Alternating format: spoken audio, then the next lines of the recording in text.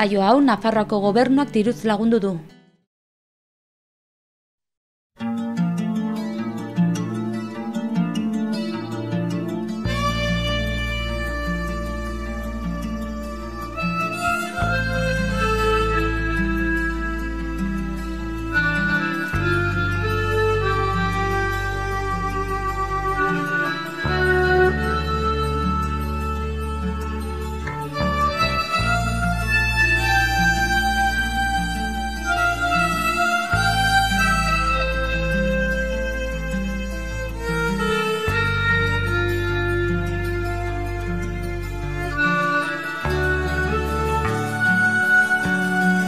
Euskal Herrian euskaraz nahi dugu hitz eta jolaz, lan eta bizi euskaraz eta hortaragoa. Bada garaia noizbait ezagun guda hori galedo iraba. Pantxi Erneta, arratsaldeon. Baita zure. Nola aurkeztuko zenuke zure burua? Ui, ez dakiet. Polifazetiko nauk. Hainbeste salsetan ibiltzen den persona bat. Hainbeste salsetan ibili den perrexila. Bai. Beti serioki, hori bai, serioski eta eman beharrekoa ematen. Bueno, saiatzen nauk. Bueno, non sortua? Sortu, akzidentez Iruñen sortu nuken, baina gure familia auriztarra du. Eta gure aita torrizuken Iruñera bizitzera lanangatik, eta ni orduan Iruñen sortu nuken. Baina ni sentitzen hau aurizkoa. Eta hori, eran beharake nongo egiten duk eurue? Bueno, aur denbora gehiena auritzen pasatzen nuen, eta orduan nire burua auriztarra hartzen diat. Naiz eta urte honiz kanpoan ja intutela, hemen urte gehienak ja hemen Elizondo nintut. Bastan aldean. Bueno, zein dire zure lehen da biziko oroitzapenak aurra itzelaik, zein dituk ire lehenbiziko oroitzapenak? Lehenbiziko oroitzapenak? Pues jostetan eta olako gauzetan ez duk oroitzapen gorrik. Hau niz ibiltzen nuken eraita zenakin. Aurra urretatik. Bai, ni 5 urtetako, eskolan hasi nintzen lan ere, laun betetan, ametsetan nuken, berakin lanean ibiltzeko. Eta hola sartu zizaiten, albaitero izateko gogo hori, gutizi hori. Bueno, baina zertan jostatu zineten, kuadrilan naizen zinetela, igerrian naizen zinetela edo? Hau niz pilotan, eskupilotan. Gehien bat eskupilotan aitzen genduken. Eta haunditzekin zer izan nahi zuken?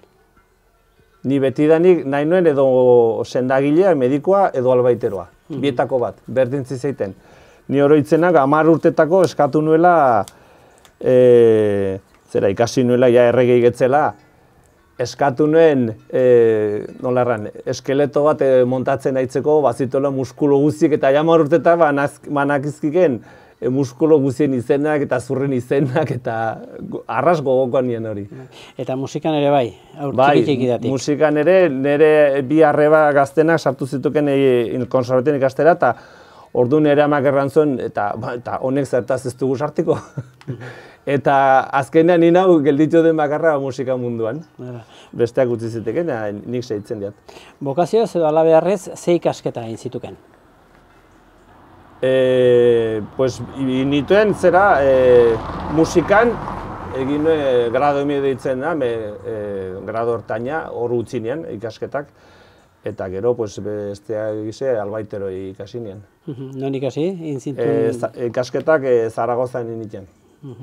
Beraz, albaitero, hori ere amets bat zen, txikitako amets bat bezala, bintzet guztoko zen iritzia. Bai. Ni betien nire aitari laguntzen gehien bat, aikarageriz gustatzen zaieken behiak operatzen zituelek eta zakurrak eta hortan gozatzen nien. Eta, bueno, nola bizi izan zenuen berriz gazte garai hori? Gazte garaio zer aitaki eta hola? Ez gero, ja pixke gazte itzelik. Gero ja hasi nuken gehiago ikasketetan, gehien bat musikan denbora honiz pasten nuen.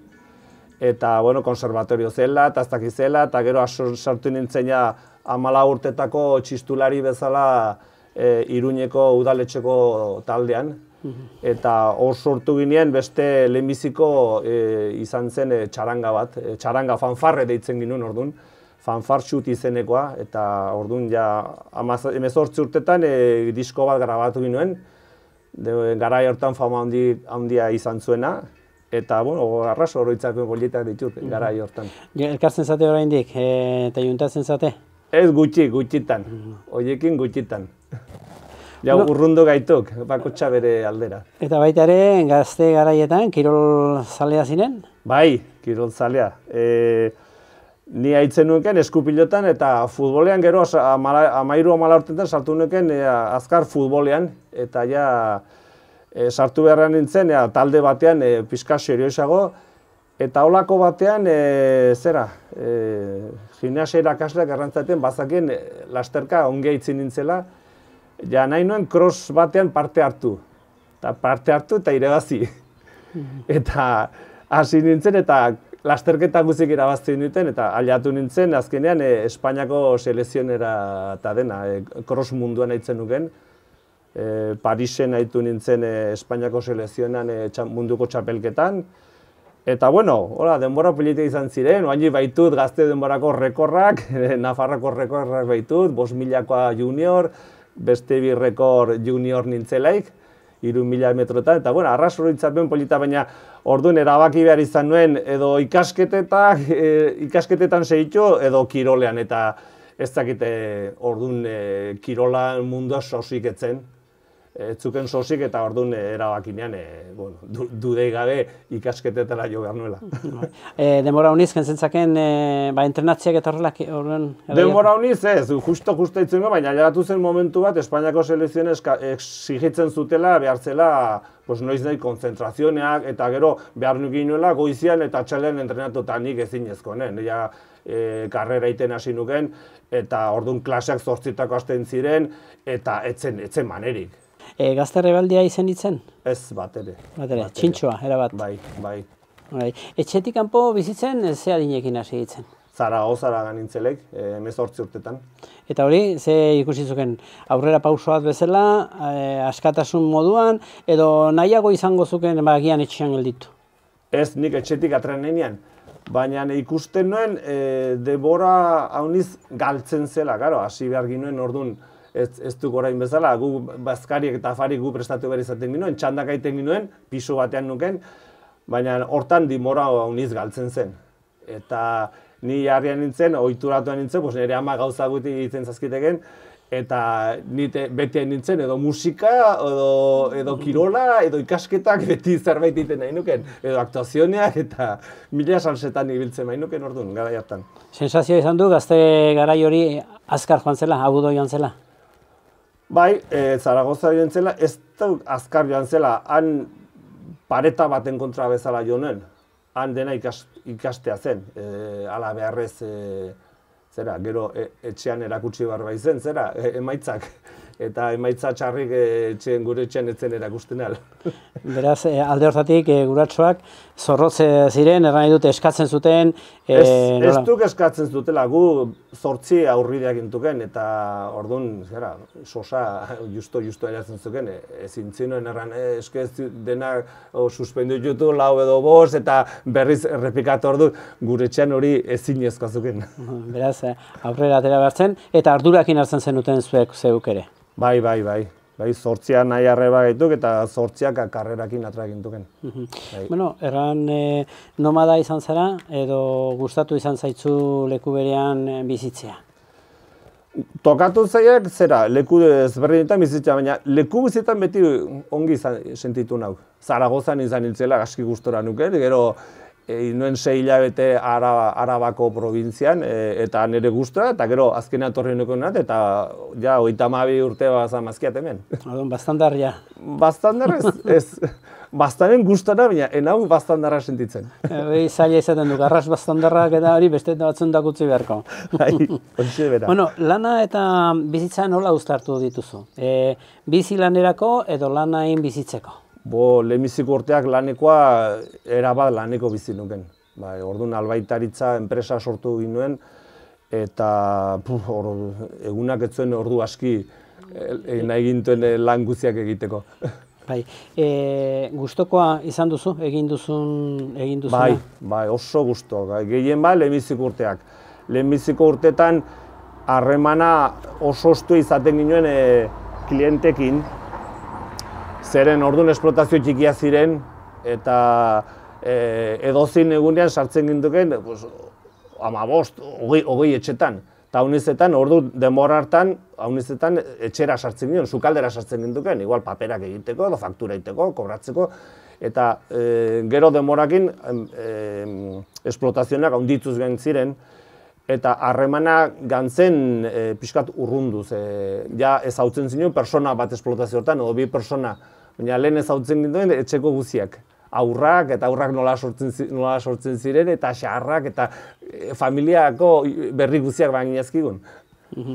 Adina aintzinera joan ahala, biziaren pertzepzioa edo ikuspuntua aldatzen joaten da? Bai. Estimatzen dire beste gauzak. Ailegatzen da momentu bat familiakin gehiago nahi duzula. Eta zenbait aldiz lana bihurtzen da oztopo bat familiakin harreman sendoago izateko. Nik haunizetan peina nuen, zeren baziren egunak nire aurrak ez nituela ikusten. Abiatzen nuken goizeko 6etan eta sartzen nintzen arratseko 9etan edo 10etan. Eta haunizetan aurrak nekatuak eta guatzean sartzeko tenorea eta ezin astirik ez aurrekin egoteko. Zabalbideak eta aireak gure hizkuntzak har dezan arnaz. Bada garaia noizbait dezagun guda hori galedo irabaz. Bueno, Pantxi, polifazetikoa eta ongi polifazetikoa gainera, musikan alde batetik, baita ere atletismoan beste aldetik, batez ere lasterketa kontuakin, eta albaitaritza hiru gai baditugu jorratzeko hasiko gara. Bueno, hemen bitxikeri moduan balen bada ere atletismoan horre hainbat errekor aipatu dituk, lortuak. Horiek zer oroitzapen izaten da, errekor horietakoak? Gutxi. Hor gelditzen da, momentuko gauza baduk, eta hor gelditzen da. Iteagatik, marka hobeagoak banituen eginak entrenamentuetan, baina etzen aukerik izaten, orduan karrera gutxi izaten zuken. Eta, bueno, baita ere, agian bakarron bat, irekin haitutako hietarikoa, profesionaletarat edo, bueno, bere bizia horretan jarraitu izan duenak ere izango dira, ez da? Bai, nerekin selekzionean momentu hortan gintuken, Abel Anton eta Martin Fiz ere, eta gero Pello Garin orduan denbora hartan arrasfamatu zuken Gipuzkoarra, bian aia Juan Mari eta bera, nerekin sortatu zuken elkarrekin gintuken selekzionean. Bueno, orduan beraz, hori oroitzapen moduan uzten da, atletismotik kontaktuak eta horrela lortzen dire lagunak? Bai, lagunak ez, baina galdutu gero beste mundu batean sartu benak nekazaritzan munduan eta baina, bueno, oroitzapen politak, bai, urte batez Euskadiko txapelduna izan nuken krosean eta bigarrena Martin Fiz gelditu zuken, eta, bueno, orduan ez nakiken Martin Fiz norzuken, baina gero denborakin famatu baizuken, orduan oroitzapen polita duk, eta behin birabazi nuken. Ederki, gero ja nekazari mundura albaiteritza, zeharinekin pixketa segitzen albaitero bezala? Ni albaitero lanean 23 urtetan. Karrera akitu eta nire aita albaitero zuken eta akitu eta San Ferminetan lehenbiziko sustituzioen nioken. Bere aitak ez zuen sekulan oporrik hartzen eta orduan hilabete bat oporrak hartu zuten lasai egoteko. Eta zein izan zuken, lehen da biziko lan hori? Ze lan egin behar zuken, ze lan burutu behar zuken? Nire aita biltzen zuken, behi sendatzen eta behor sendatzen eta lehenbiziko abizu berriki oroitu nahu. Gizona ikusi benen, Silbeti ninen, Silbeti herrian, behor bat ikustera ganuken. Eta zer, garai harretan, erran daiteke, albaiteroek, etxeetan sartu, eta nolabait ere, ardura handiko lana izaten zela, ez? Batez ere, hazienda gutxi izaten zirelako familian, eta haziendak hauniz balio zuten, edo gutxienez, horrela bizi izaten zuten nekazariek, ez da? Bai, orduan zera, nekazari laboraria justu bizi zuken. Eta horregatik, urte horietan hainbeste jendeak utzi zuen, zera ez zuten aski atratzen bizitzeko, eta orduan hauniz jendea fabriketan sartzen zen. Hauniz kasutan, etxeko handeak eritzen zen haziendakin, eta gizona gaten zuken fabrikara, edo alrebes, Andrea gaten zuken lanera, eta gizonak elitzen zuken, baina behar izaten zen, bigarren soldata bat, beste sarbide bat familia bizik irauteko. Baztanera noiz etorri ditzen, ze adinekin eta nola?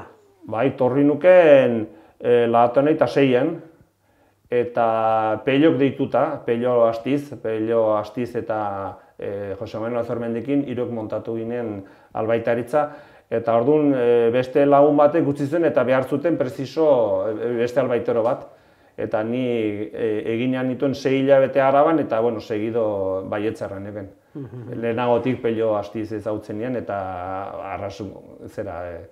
harreman ona zen. Harreman ona nien, orduko nire aita zenakin harreman ona bazien eta ni segituen egen. Haunitz aldatu zinuten zuek albaitaritzan ikuspuntua. Badakin nekazarien aldetik zuekiko sekula aldatu zela, baina benetazko iraultza izan zen, albaitero gazteak lehenago eramaten zen sistema ikusita, hau da, albaitaritzak adibidez Baztanen? Bai, guk gauza bat inginen erabat aldatu. Beltzetik xurira bezala, gauetik gauzera bezala, guk erakutsiten ginuen. Lehengo albaiterok izkutatu iten zuten. Haunizetan, frasko sakelan sartuta ez erakutsi, ze medikamento ematen zuten, guk alrebes. Guk izan ginoen gardenak, eta gauzak erakutsiz hau hola eta hola egin behar duzu, hau ez duzuin behar, eta jendeak ikasin zuen. Dena den, orduan Baztanen, zengatik albaitaritza, alde batetik edo zuek bintzat Baztanen egon zineten gehien bat. Zenbat nekazari zeuden Baztanen? Baztanen, ni etorri nuken urtean, 600 nekazarik baziren kotizazioa pagatzen zutenak. Baina, adibidez, guk bagintuen 3 zirkuito, Erratzuko zirkuitoa deitzen ginoena, egunero 20 bisita egiten ginoen, media batez beste. Egunero 20 etxetan sartzen ginduken. Eta horrek erran edo, esplotazio txikiak zirela, eta jendeak beharra handia zuela. Jendeak ez zakiken gauzak, gaurko unean arruntak ikusten iduritzen zaizkigun gauzak, ez zakiteken egiten. Gaurko gunean, adibidez eman dezagun, nekazari batek ez du deituko aratze batez zilkoko mina duelakoz, badaki aski ongi zein behar den. Baina, denbora hartan, inork ez zakien. Ez zer behar zen, ez nola egiten zen injezione bat, nola ziztatzen zen behi bat, nondik egiten zen, nola, eta hori dena saiatu ginen erakusten. Beraz, manejue hartu beharra zen, edo manejua aldatu beharra zen, haziendak zuen manejue. Bai, eta gero suertatu zen urte horietan, orain dela 30 urte, hauniz jendea lehen behiak eian zuzten etxeazpian, eta hasi ziren ja behitegiak etxetik kanpo egiten, etxondoan edo herritik kanpo, eta orduan aldaketa handia izan zen alde horteik. Esplotazionek jendeak ez baizuen nahiko atratzen bizitzeko, erabaki zuten edo utzi edo handitu. Haunitz ziren esplotazioak edo... Bai, ni torri nintzelek esplotazio handi bat zen 20 behikoa. Poliki gantziren, 30, 40, eta gaurko gunean, orain dela 10 urte ziren 150, gaurko gunean dire 200, 300, 400 burukak, gerra nahi dut, esneko behietan menpin. Baina horrek ekarri du baita ere, araberean, nekazari haunitzez gutxiko direla momentu honetan, edo arras nekazari gutxi direla, ez? Izan da nola baiteko nekazaritzatik ihes bat, ez? Bai, ihes handi bat izan da. Eta gero, hemen ez baitire, espezializatu produkzio bat, nola errenen nuke, egokitua lurrakin, baizik eta bihurtu dire industrial txikiak, ez dute konpetitzen al. Ez duzu konpetitzen al. Produkzio industrial batean 100 behiekin, 500 behi dituen batekin. Edo 20.000 duen batekin. Edo 20.000, momentuz eta zeurenez 20.000 biztu. Baina hemen hartu zen erabakia izan zen, bizitzeko behar da haunditu. Baina haunditzeko behar duzu jatekoak kanpotik ekarri. Eta orduan galtzen duzu lurrakin lotura, edo lurrak produzitzen duena ez da aski hazienda eta bazkatzeko. Eta orduan behartzen zara kanpotik erostera, eta zuk erosten duzuna kanpotik ez duzu kontrolatzen, prezio ez duzu kontrolatzen. Eta gainera, aspaldi honetan bizi den egoera, nekazariak ez du kontrolatzen salmentan prezio, ez baduzu kontrolatzen ez erostekoa eta ez saltzekoa, beste eskutan gelitzen jaiz. Ike ongi ezautzen du baitari iparraldeko egoera, nekazaritza hemendik, erran daiteke mugan gaudela, kilometro batzutara, batzutan hurbil-hurbilean, erabat ezberdina da alde hortatik, ikuspegia edo ikuspuntua. Bai, ana erabaki hartu dute eta nederidiko ongi hartua da, produzioa behar dela lurrakin lotua izan. Erran edu, batek balimatu 30 hektarea edo 15 produzitu behar du horren arabera. Edo produzio bat bilatu behar du superfizio horrekin bizitzeko ematen duena. Eta hortarako behar duzu edo lurrak behar ez duen animaliak, asko eman dezagun, edo ateak, edo lur gutiago behar dutenak, edo behar duzu produzio bat lurrakin egokitua dena. Behar duzu, ardiak balimatuzu, behar duzu nolapait rentabilizatzeko esplotazio hori ez bakarrik deitzi, gasnatu behar duzu eta gasnak saldu. Eta nik ikusten dutena iparralden eta iruditzen ongi dena, saiatu direla Euskal Herrian produzitzen dena, iparralden produzitzen dena, baduela beste pauso bat gehiago kalidaden aldetik. Euskal Herriko izatea erran nahi du, ja, produzitzeko manera bat badela. Ez dut erran nahi ekologikoa dela, baina produzio bat sostenible eta ingurumena errespetatuz eta nolapait beste produzio bat sanoagoa erran nikek. Zeri uste duzu lotua dela, zeri uste duk lotua dela, adibidez, iparraldeko baserri guztietan segira izatea, hau da, beti norbait izatea jarraitea nahi duena, eta aldiz, hemen, metro batzuetara edo kilometro batzuetara, jendeak baserrietatik eta nekazari etxeetatik eta ihes egin izana gainera. Iparraldene pastu duk alrebez, bada jendea produzioena utzi zuena eta gazteak berriz etorri direnak. Eta nire iduriko eskolak indola, nekazal eskolak lan handia indu. Frantzian aspaldi bada sistema hori, nekazal eskolak eta instalatzeko behar zinun eskola batean ibili, hemen hauniz jendea, orain dela berrik arte eskola egiten ziren, baina eskolak ez ziren sobera exigenteak ere. Han behar zinun profesionalizatu lanean aitzeko behar den bezala. Eta praktikak eginez eta mundu hori ezautu, batek nahi balin mazuen esneko behiekin nahitu, ezautzen zuen ere bai beste produzionak, zerritan ibiltzen zen eta kusi iten zian zer aukerak baziren. Beraz, nolapaitere bide eragarri egin dute nekazal txikia edo ertaina izatea, eta hemen aldiz hori ez dugu lortu. Ez, hemen alrebez jendea iesin zuen esplotazio txikitik, handiak bihurtzeko. Eta hori kalterako izan da. Zergatik azkenean, olako, bastan bezalako leku batean behar da produzitu, iparralden eman dezagun, behar duzu kalidade bat bermatu. Sortzen den produktua bakarrik iparraldeko izateagatik edo bastango izateagatik behar du beste zerbait gehitu. Eman dezagun, produktu bat egiten duzu eta badakizu produktu hori bastandit izatetik aparte, bastango izatea suposatzen du produzitu dela errespetokin naturakin, errespetu langilekin, beste gehigarri batzuk eskaini behar litzezke. Arbaitaritzak oraindik ere jarraitzen du, baina bueno, furi-furian erran daiteke indartsu baztan alde honetan zenbat urte egin zituen. Indartsu, baina indartsu bastandik segido atragintuken ere. Ja, ni sartuta bigarren urteko Irurzunen bigarren denda edeki ginean, eta potentziala handiena hanginien Irurzundik, eta orduan garai hartan Irurzunen merkatu egiten zen asteartetan, eta ikaragarrizko jendetza biltzen zuken. Eta gero poliki hasi ginean hango klientelak eta hartzen, eta behartu izan ginen segido albaitere hartzera, eta poliki handitzuz joan ginen. Gaztelu Leon aldera ere, edo horrelako tokietan ere, ibiliak izan zarete, ez? O izan dituzuek ideak? Hor gehiago, komertzialki gehiago, gauzak saltzeko. Hartu ginen, hasita behala, esneko zezenen hazi distribuzio bat, eta horrekin hasi ginen distribuidorak bilatzen, Madrilen, Andaluzian, eta horren harremana handiak egin ginen, eta poliki horien bitartez ezaututugu beste esplotazioneak Nafarrotik eta Euskal Herritik kanpo. Beti kontatzen edo entzun izan dizut bitxikeriak, garai batean noski behia zezenera eramaten zen, gero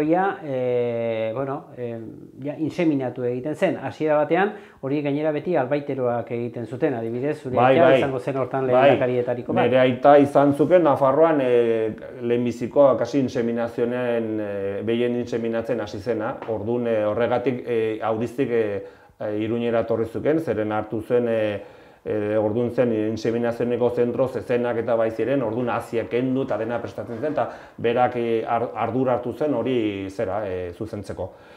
Eta orduan hasi ziren, eta poliki Ultzaman eta Larraunen eta poliki edatuz gantzen Nafarro guzira.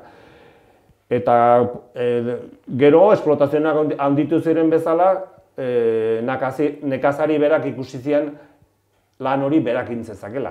Eta guk ere hasi gintuken ikastarok ematen, eta ITG ere denbora batean inseminatzen ikasteko ikastarok ematen zitean.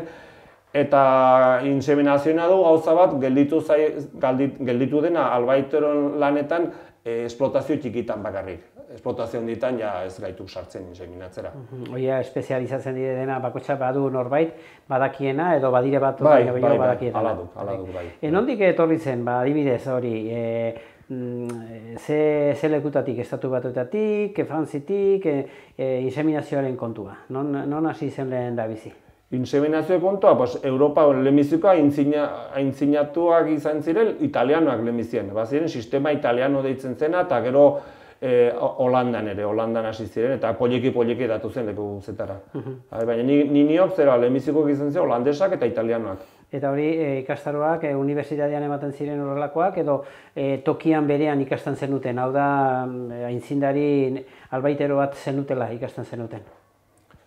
Jo, nik nire aita albaitero zuken eta ni 14 urtetako ikasinean, orduan nire kasua diferentea du.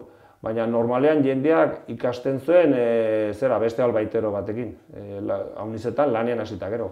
Zatik unibertsitatean guti ikasten zen, arras guti, praktika guti egiten ziren, gu menpin Zaragozan oso praktika guti egiten ginen garai hartan.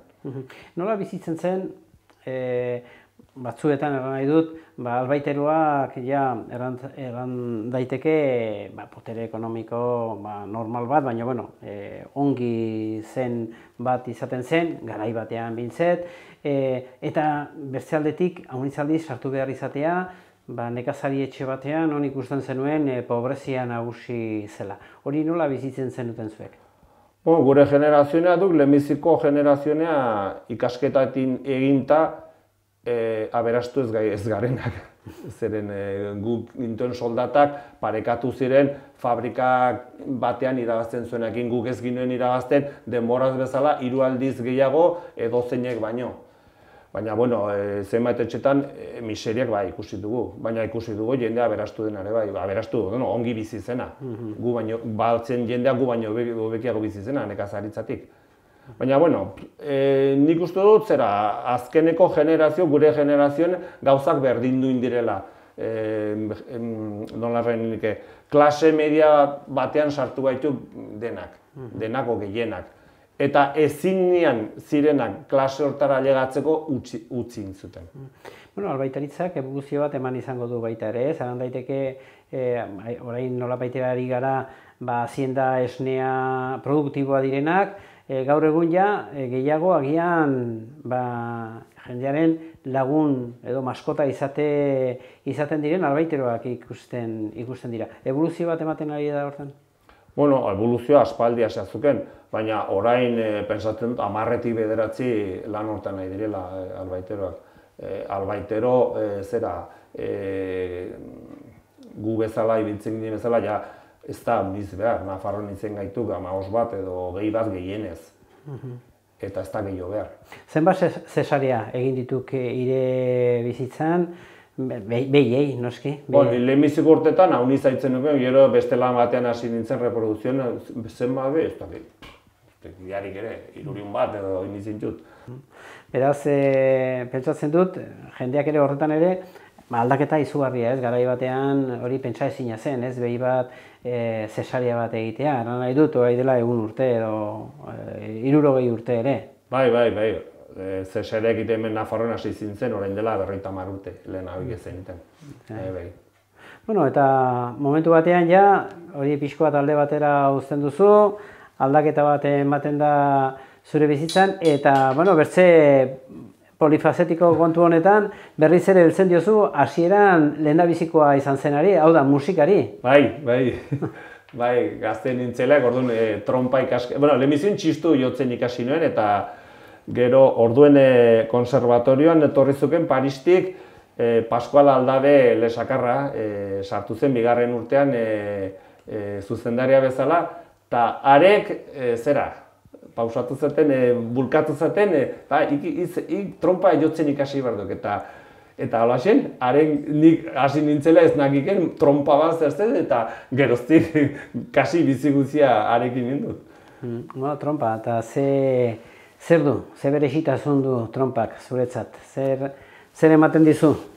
Ze berezitasun? Bueno, trompa oso instrumento polita da, ez duk erresa jotzeko, eta exigentzia handia duz, eta egunero jo behar da ongi jotzeko, eta lanean nintzen bizartean ezinezko nentzat, niz egunetan, ez nuen astirik ere. Eta behar nuen asteburutan edo... Eta, bueno, izan nituen urte batzu gutxi jotzen dela, baina orain aspalduntan ez baina gehiago lanean nahi, orduan denbora gehiago batu jotzen. Eta orduan orai musika bete-betean. Alde batetik trompa, berze instrumentorik ere bai, eola burutan, jotzeko edo grina edo gogoa? Ez, txistu utzi dut arrun, eta berrikin dut ikastaro bat alpesetako trompa jotzeko, baina, bueno, instrumento berdintzua da. Orduan, orain, ze tokitan jotzen du, ze tokitan ari jaiz jotzen? Lesakako bandan jotzen du. Hortik aparte, gero laguntzen ere beste zenbait tokitan taula? Eskatzen dutela zerbait egiten diat. Momentu ze fijo lesakak nahi dauk. Hizkuntza universala erran daiteke dela musika? Bai, aladuk. Eta ohartunak zera, inbaitut ikastaro bat Frantzian, eta azkenean gauza bera dela, posible duk hizkuntza bat mundu guziko balio duena. Orduan musikarekin noraino? Ze erronka dituko? Ze asmo? Pues bueno, ikasten nahi, harmonia ikasten nahi, eta saiatu nahi nuke komposizio ikasten ere, eta ez dakit, demora gerranen du.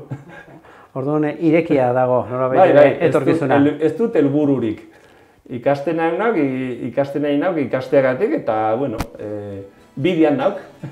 Euskal Herri euskalduna irabazteko eguna, pazientzia erre aurretik behar duguna.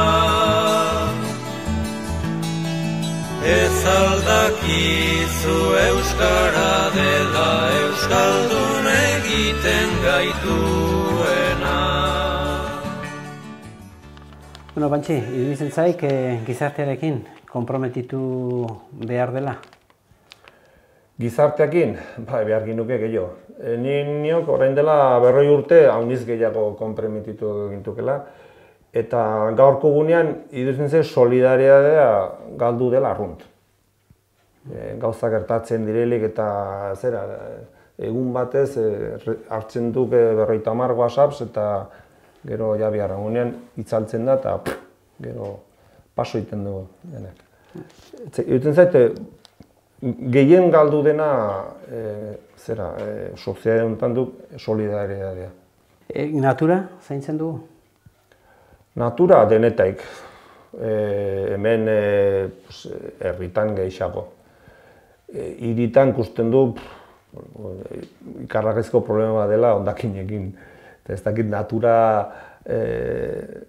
naturan dako arazo handia duk hiritan sortzen den hondakinak. Bidaiatzea gustukoa duk? Bai, haunitz, bai, sosik ez. Bai, maizako ibiliko nitzeke, bai. Eta ze bidai izaten du gustoko, edo nora gustatutzeko zizaiken bidaiatzea momentu honetan? Bidai honetan, metxa badut Argentina ezautzeko. Eta pentsatzen dut inen duela alden urtean. Eta bizitatu nahi nikek, seme bat Txinan badut eta lanian nahi dena, eta nahi nikek ere bisitatxo bat egin. Bisita luze xamarra. Ai. Eta egun bateko ateraldietan, berriz, nora maiteago duk? Mendira eta Hondartzara? Ni mendizalean nauk. Mendizalea, Hondartzara ez, Hondartzara gutxi. Aurten ez dut ikusiren hasi. Behin ikusi dut itxaso aurten. Iria edo herria? Herria. Herria handia, txikia? Ez sobera txikia ere. Aldika, auritzera gaten naizele, iruditzen zait, tristea dela, hile dela. Mitozaldia jaiz? Miresten du gauniz musikari batzuk, miresten dut, itentuzten gauzak. Baina badakit, haunizetan persona bat miresteko haren gibelean baduk hainbeste eta hainbesteko lana. Eta haunizetan ez dakit merezi duen maila hortara llegatzeko hainbeste sufritzea. Bizitokiak bizi poza eman dezake? Nik uste dut pozak ematen dela etxen barnean bizitzen dena. Bai. Lekuak baino gehiago, etxean ongi bali maiz, igual da nun bizi, Zaragozan edo Granadan edo Arritzakunen. Leku sekretu bat edo leku bat bizi poza ematen dizuna eta egona izaten duzuna eta gustu ematen zarena? Aurizko menditan. Aurizkoa behar dute? Aurizko menditan. Berdintzen mendixuri hortan zurieta edo mendiaundi edozin lekutan gustara niok. Ordon ja, itzultzen ari zara zure erroetara, alde horretan? Bai, han disfrutatzen dute. Gainera, hango mendia gustatzen zaiak. Irakurtzeko liburu bat? Hainbertze baitut. Irakurtzen dut hauniz, historian gainako novelak eta irakurtzen dut, hiru hizkuntzetan berdin, frantsesez, espainolez, nola... Orduan, ez dut... Haunizetan, liburot hartzen dut eta hau irakurri berdeat. Baina, hauniz gustatzen zait, historian inguruko novelak eta...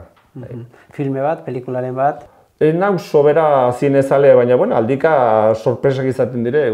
Normalean zineraz nau sekulan gaten, telebizionan aldika pelikulan bat polita harpatzen duk. Hizkuntzari dagokionez, euskararen egoera eta etorkizuna nolako ikusten duk? Euskararen etorkizuna... Eta eman den evoluzioa? Bai, ni pena bat badut, pena handi bat, euskara arrunt aldatzen nahi dela, erdarakin hasten nahi da. Eta ez bakarrik hitzen aldetik, baizta sintaxis aldetik, eta hortan pena handi hartzen dute. Berrik ezautu du gizon bat, ezpeletan sortua eta 8 urtetan Parisera gantzena. Ikusgarria da hitzea, solasten du, orain dela 30 urte bete hartu, eta solasten du, orain dela 30 urte mintzatzen zen bezala, eta kurioso duk, ez du apenas eta guk sartzen dugun erderaz biltzen dugun hitzak eta ikaragarri polita duk, eta pena dut alde hortek euskara pobreste nahi dela. Eta, bueno, euskararen etorkizuna, bueno, pues, ikastoletan eta gero eta jende gehiago sartzen duk, porzentualki gero eta jende gehiago ikasten nahi duk. Baina gero, euskal herritik aparte, hiritan eta gutia itzen da, Iruñera gaten zelik, raro da euskara zaitzea. Nola gustatuko litzaizuke izatea mundua hemendik 50 urtetara? Ikusten du zera uniz gauzak eta gehien bat teknologiaengatik gauza uniz aldatu behar direla eta gure profesionalen ere, albaiterok bezala. Eta ikusten dut behiek eta animalek unizetan beren produzioa ez dela izein jenden konsumorako baizik eta izin da beste gauza produzitzeko, medizinak produzitzeko, o sustantzia batzuk produzitzeko, genetikoki indirenlakoz xertaketak eta ikusten dut hauniz gauzak aldatuko direla. Eta gero ikusten dut jateko arazo handi bat sortu behar dela, hemendik 50 urtetara. Ez da nahiko izen, haragi nahiko izen jende guziendako, jendea poliki joan beharko dula vegetariano bihurtzen edo beste proteina klase jaten hasi beharko dugu, gero eta maizago. Beraz, evoluzioa handia emango da teknologiak ekarriko duena, ez bakarrik erraten zenuen orain arte, zengatik teknologia erabiltzen da adibidez behi batez ematen esne ematen duen, haren beste pentsio ematen zaio eta lako gauzetan, baizik oraizu diozu baita ere behiak ematen duen esnea edo haragiaren erabilpen horretan hori... Bai, beste bide batzuk izain dire, ez bakarrik jenden konsumorako. Beste produzio klase batzuk izan dira, erren duten bezala medikamento, beste sustantzia batzuk produzitzeko, beste interes batzukin, eta gero robotika da gauza bat geldi ezina. Eta gero hauniz lanetan robotak aiko dire, eta lanpostu hauniz galduko dire, eta ez dakit jendeak hasi beharko du, pentsatzen bizitzeko ez dela bakarrik lanean ai beharko. Beste zerbait egin beharko dela. Bizitzen ikasi beharko dela? Bai, ez dakit, baina denbora hauniz libre izin da, ez dakit, oker nauk. Baina pentsatzen dut robotikakin hainbeste lanpostu galduko direla edo orduko lanak murriztuko direla. Ez dela jende guziendako orain ezautu dugun lana bezala izan behar. Harremanak lantzeko orduan, hirietan eta herrietan, egokiak dira, horiek ere aldatuko dira, aipatzen duen pixket etorkizuna horretan? Bai, pentsatzen du bai ez, dena aldatuko dela. Dena gain dela aldatzen, hiritan, nola herritan, dena. Lehenbizik hirietan gauzak aintzinago izaten du, baina poliki denetara edatzen da. Bueno, eta azkenik, zoriontsu izateko errezeta bat, Pantxi? Zoriontsu izateko, behar dire proiektuak biziontan. Zoriontsu izateko behar duzu beti buruan hau in behar dut, hau konsegitu behar dut, edo hau ikasi behar dut, behar da beti proiektu batekin bizi. Gelditzen male maia, pon, ez, gaur zeiten du, ostatura edo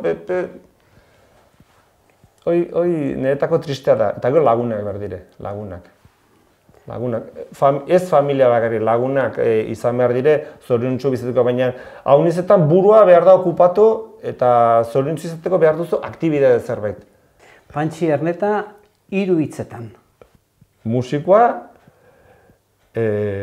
albaiteroa eta persona sanua.